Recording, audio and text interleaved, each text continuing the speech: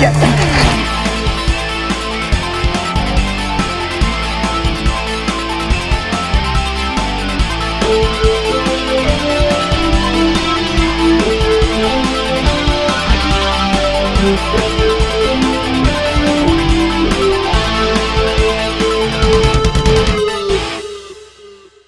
Another sunny September morning and GOFAR was off for another adventure. We'd stopped at Starbucks in Nelson, BC, where Jason and I had met up with Adam and Harry.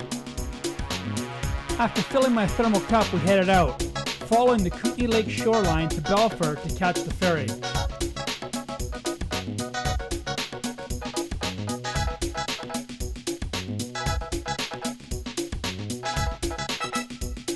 We left Nelson a little bit behind schedule, and after being stuck following a line painting truck, we feared we might miss the sailing.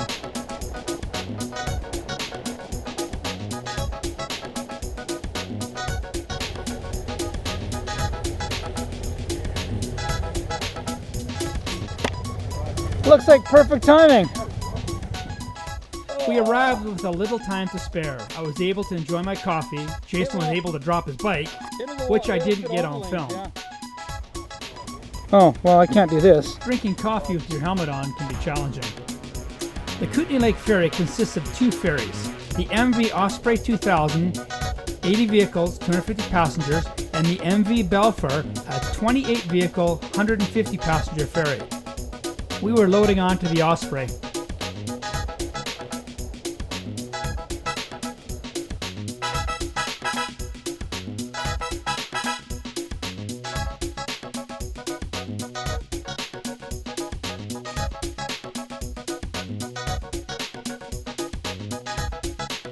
The Kootenay Lake Ferry operates between Belfort on the west side and Kootenay Bay on the east side. It takes 35 minutes to make the 8-kilometer crossing. It is the longest free ferry ride in the world.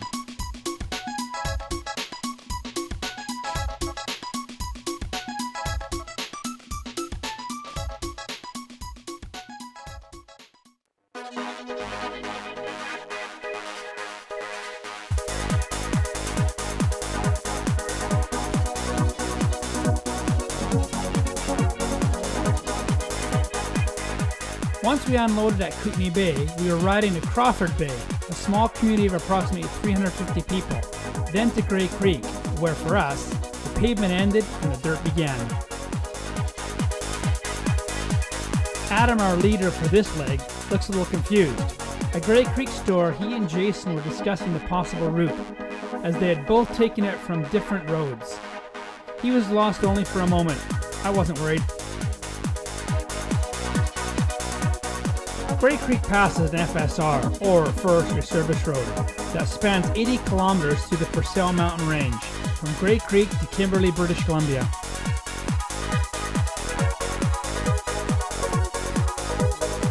They've left without me because I had to stop and change my battery. I don't want to run out of battery and catch something good and miss it, so I stopped. They're ahead of me somewhere. Hopefully they probably stopped, but I'm going to try and catch up to them and see what we can do.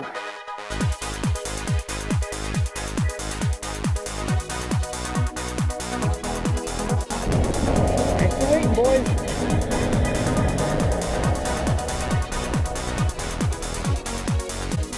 Grey Creek Pass is a high mountain pass at an elevation of 2,072 meters above sea level. It is one of the highest passes in Canada. In places it can be extremely rough, narrow and steep, with grades up to 16%, so make sure you have good brakes.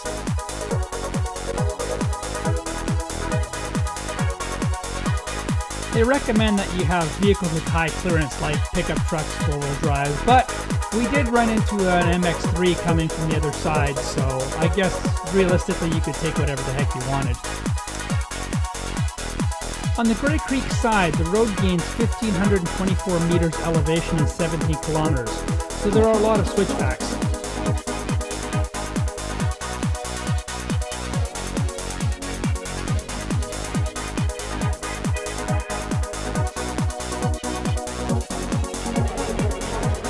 So where's the lake? I don't know. Is this this where, Adam, is this where your idea was to go for a swim? Well, there goes. At 9 degrees Celsius? No. Oh, okay. Hey, if you want to, go ahead. No. Somebody who looks somewhat like you suggested, hey, maybe we want to get to the top and go for a swim. That was a couple weeks ago, though. Well, I've gone for a swim at the top of 6 Mile Range. You got to be different, don't you? You got to be different. Always. You can't line up with everybody else. God.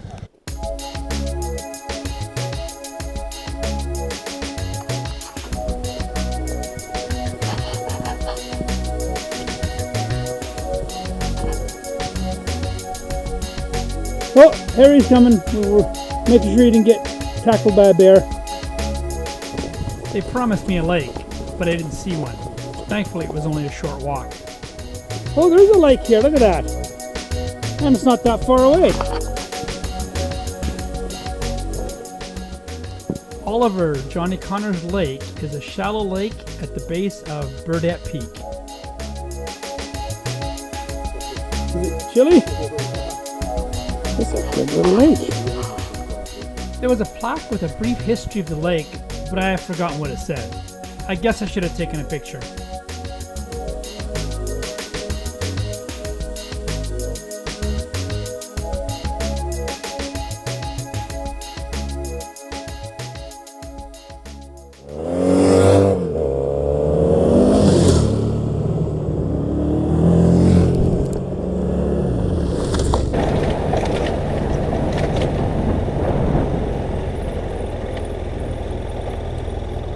Welcome to Summit. Is that what it's called? Summit? No, Oh, that's the top. That's what the top of the mountain's called. Though. yeah. Oh, smart ass.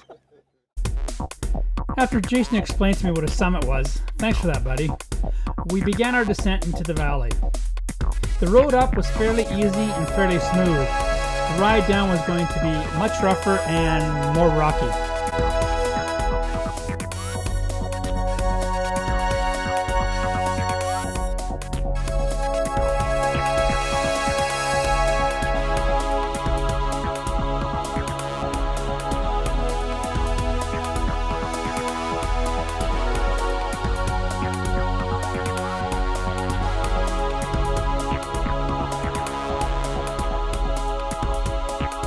The valley is more open on this side, with great views and vistas, but careful. The road requires your concentration.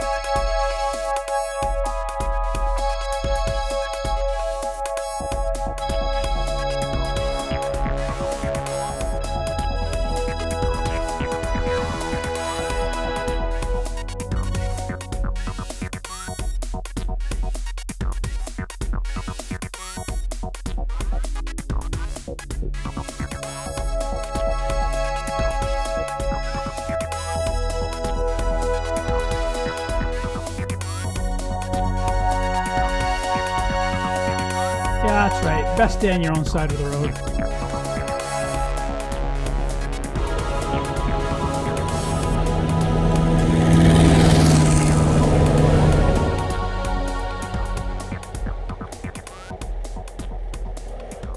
They're talking about which way this road goes. Nobody seems to know, so we're not going to take it.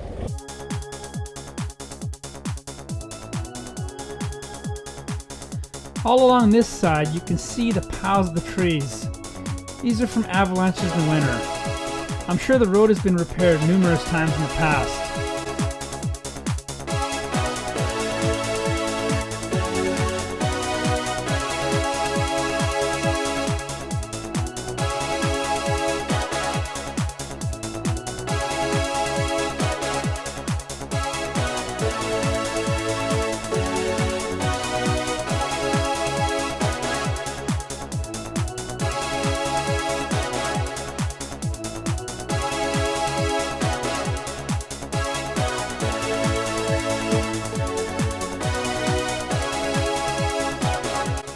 Yeah, me at the back again. These guys are kicking up the dust. I swear to God, they're doing it on purpose.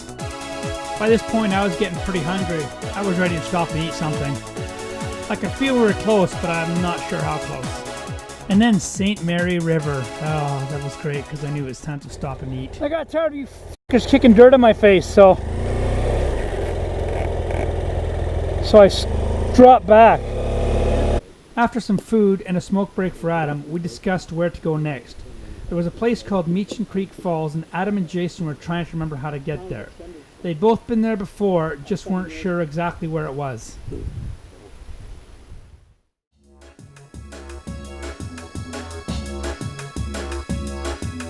On the right is St. Mary Lake. We were going to the end where we would cross St. Mary River again to get to the falls. We were going to need to double back on the lake on the other side.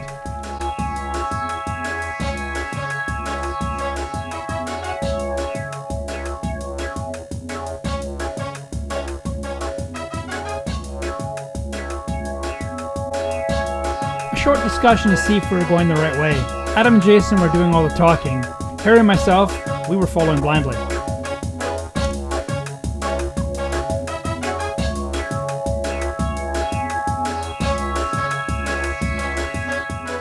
More dirt in my contacts, but so what? It was a great day and the scenery was epic. Well, that's sure in hell Roaring Creek. After a few minutes of indecision and wondering if we'd passed it, we found the spot. Across that bridge, I thought we'd gone too far, but...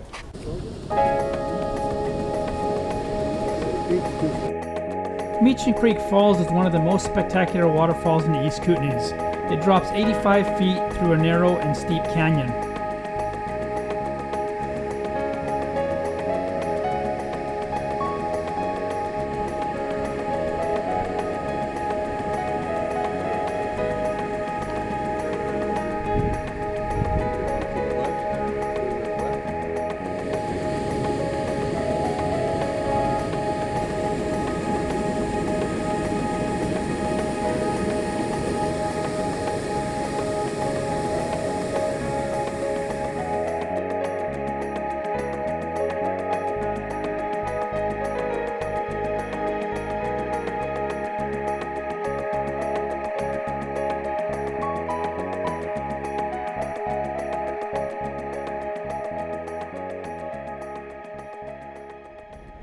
Back on the paved road and heading to Marysville. I wasn't sure if I had enough gas for the trip back, so I thought it best to play it safe. That asphalt felt awful nice. It was fun. Thanks, that was awesome. Yeah, it was good. I'll see you on Facebook. Yeah. We parted ways with Harry in Marysville.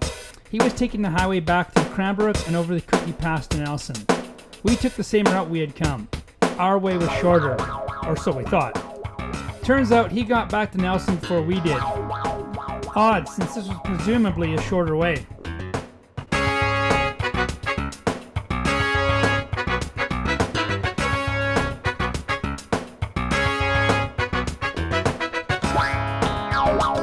Maybe Harry had the right idea. I was getting weary and was making little mental mistakes. Like coming around this corner a little fast and wandering into this guy's lane. Moments before this, I had found a bunch of loose rocks and almost ended up in a ditch.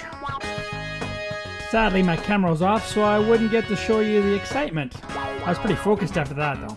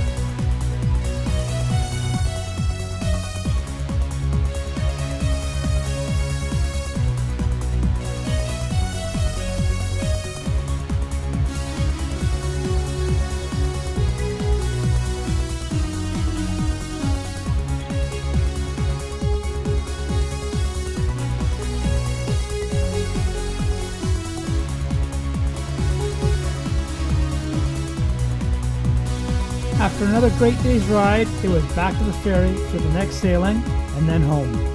Thank you for watching. Please subscribe to our YouTube channel and like us on Facebook at GOFAR if you like the video.